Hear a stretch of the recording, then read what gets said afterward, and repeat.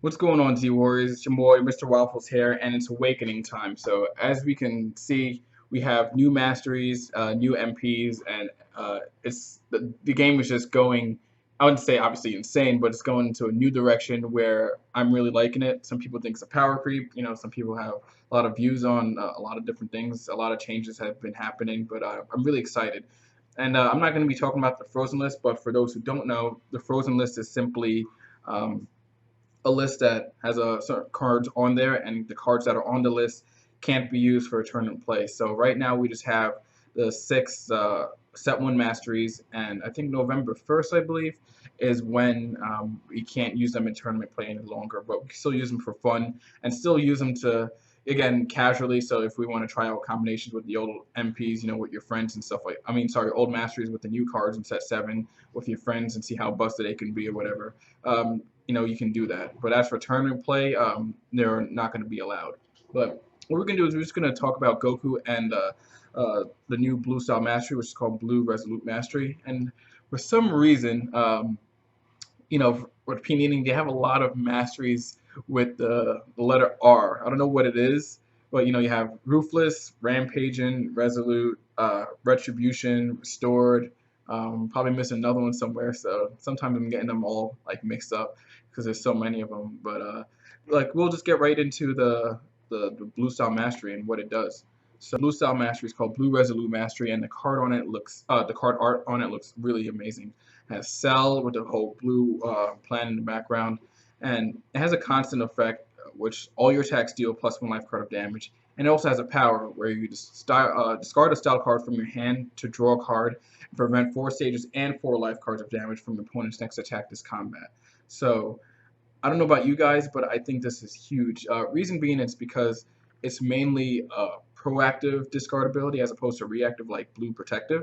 And what I mean by that is that's why Black Krillin was doing really well for a long time, is because no matter no matter what, as long as Krillin uses power, whether your opponent passes or attacks or whatever, as long as you just use your mastery's power, you just get the effects of it. As opposed to protective Krillin, when you use Krillin's power, you have to hope that your opponent attacks you so that way you can trigger the mastery and get the effects of it. So now we have something again for blue that's very proactive. So for aggressive decks, whether it be Krillin or something else, you have a way to just discard and trigger it no matter what, whether your opponent attacks or not. Another thing is also the modifier. So as we know in the past, blue has a hard time dealing critical damage or really like laying heavy attacks for the most part. So this card being given the extra +1 life buff is really helpful, especially for other MPs that might add on top of that, like Goku level 1 in the new set. So it's a lot of things that we see this blue mastery kind of taking. I wouldn't say it's a watered down version of the protective one, but as you can see, it still fulfills like the discard requirement effect. So any discard triggers that we had prior to set seven, have a lot more value. So like blue fear, blue guard, blue neck beam, even like I think blue energy overload or something like that. There's a couple of set one starter cards from set one that says if there's an energy combat one where if it's discarded by a card effect, you take like the top physical combat card or you just go out and you put it at the bottom of your deck, and then the energy one does the same thing or something like that. I think it's like blue energy overload and like blue torpedo or something like that. But I'm not saying those cards are good, but the fact that now you can use them like proactively and get those effects. So basically, all the discardability cards really have an awesome way to be triggered, not relying on your opponent attacking you. Even if blue protective wasn't frozen, I will still prefer this mastery over protective for the fact that you still keep the same hand size. So if you enter combat, you have like 4 cards in your hand, and if you use the mastery, you discard and then you draw. So you keep your hand size, which is always good, as well as the fact that now, if your opponent attacks, they go -1 because they have to play a card, so they use a card from their hand. So now they would have 3 cards, but you don't have to give up a card to block it because now you're preventing 4 life cards of damage in 4 stages. So it allows decks to be really aggressive because now you can have a handful of attacks, use the mastery, protect yourself for that one attack, and kind of go in. So it's really awesome to see that we have something that's very again aggressive and very proactive. Um, And I talked about a lot of the cards before, like Blue Guard, Blue Fear.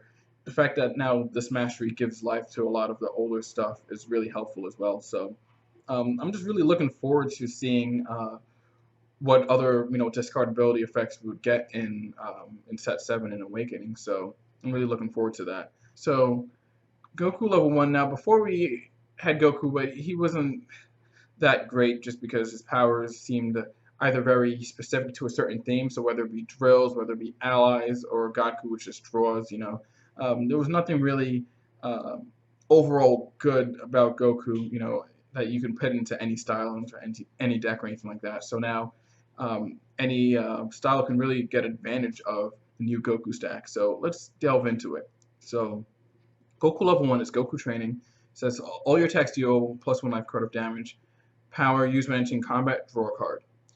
His level 2, which is Goku determined, is a power rating of 3. Your attacks deal is a constant. Your attacks deal +1 life card of damage, and your opponent's attacks deal -1 life card of damage. Draw the bottom card of your discard pile. You may discard a card from your hand to use a critical damage effect. Level 3 is a power rating of 4. Goku Courageous. Constant, your attacks deal +2 life cards of damage.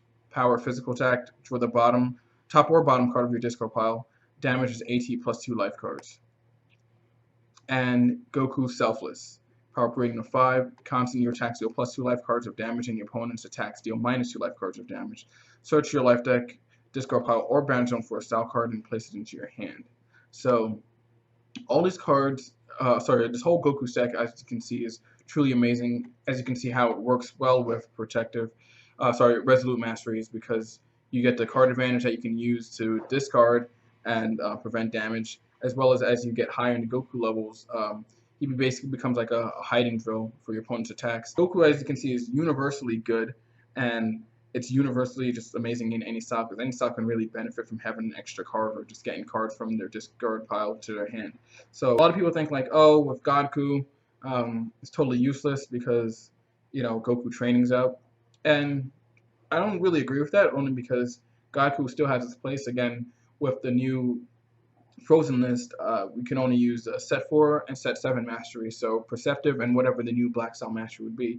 So since Perceptive mastery is still going to be in full effect, we could see some more support, which we did see some previous today. So I can definitely still see Goku being relevant. Again, if you have high physical damage decks like Ruthless, you want stage damage. Ruthless is still Goku is still that card. Even though to some degree, some people would prefer this Goku over Goku, probably either for whether it might be because it's cheaper or something like that. I still like the ability that you can still play either or. Goku does have the benefit of dealing +1 life card damage to all your attacks, so that's always helpful for pushing out damage. So, again, it's all up to the deck builder and what you're trying to do when you're making a deck. So I like the training over Goku only for the fact that I don't have to give up 2 life cards just to get a draw, because you have to destroy one, that's 1, and then you draw a card. So you're giving up 2 life cards for a draw, whereas Goku, you just draw a card plus the modifier. So again, in Ruthless it's amazing because now you always will have an extra card to trigger for the mastery. Obviously in Resolute it's amazing because of the ability to discard, draw, and prevent damage at the same time. Even Insane, you have an extra card to pitch to push out some more damage on top of the life card. Even in Adept, because now you don't have to limit yourself to a 4-card hand to try and trigger the mastery. Now you have hopefully an extra attack that can allow you to really push and maybe get the extra maybe get a drill or something like that into play. I'm trying to see if any other masters that I'm forgetting right now. Tag team, I guess it's always good to just have an extra card in hand. It doesn't really do much, but maybe just extra damage buff. But for the most part, it's just universally good because any style can really use it, as opposed to the other Gokus, which are very theme specific.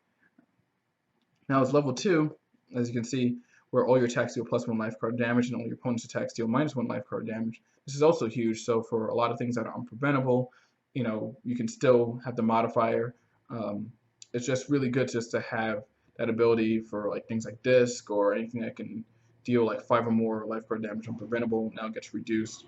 And then it has more utility because now you get to draw the bottom card of your discard pile, and you may discard a card from your hand to use a critical damage effect. So, you know, obviously Enrage is frozen. It's going to be frozen when this comes out, I think. But just the ability just to, again, toolbox your stuff. So to draw the bottom card of your discard pile is like, a quickness drill effect in a way. And then, if it's a dead card that you have in your hand, you can just discard it just to, get some momentum back to your side. Despite the fact that, the card might not be good if you draw it, you can just always get rid of it. So it's always something very useful that you're always going to have.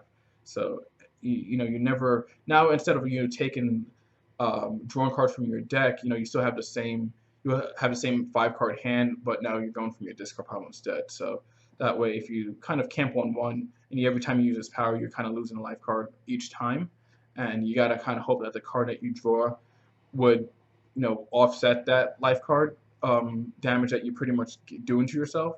But now with level 2, you're drawing the bottom part of your discard pile, so now you don't have to really take away from your life deck anymore. So it's really helpful in that regard.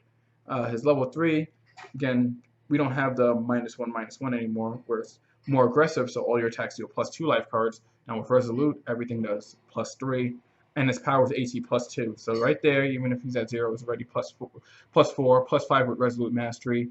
And if he's stronger, he's going to do a buttload of damage, and it's draw the top or bottom card of your discard pile.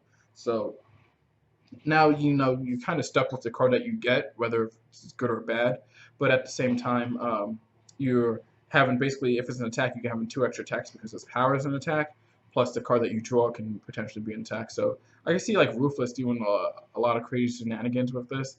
And again, we have to still wait for the other masteries to come into effect, but I'm really excited still to see what Goku really brings to the table when it's combined with all the other masteries. His level 4, your attacks deal +2 life card of damage, and your opponent's attacks deal -2 life cards of damage.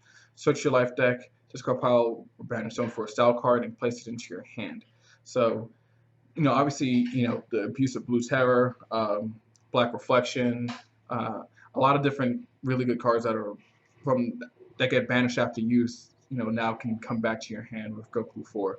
So I love the artwork on this for sure too. This full art pictures, stuff that Eric Benson and I have been talking about. I'm glad that they're going to the right direction with this, as opposed to just fitting it on just that like small image. It obviously looks a lot better and it looks very fulfilling.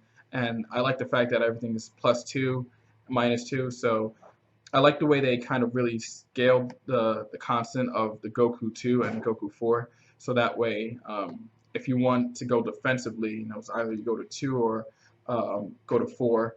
And if you want to play more aggressively, you probably stay at 3.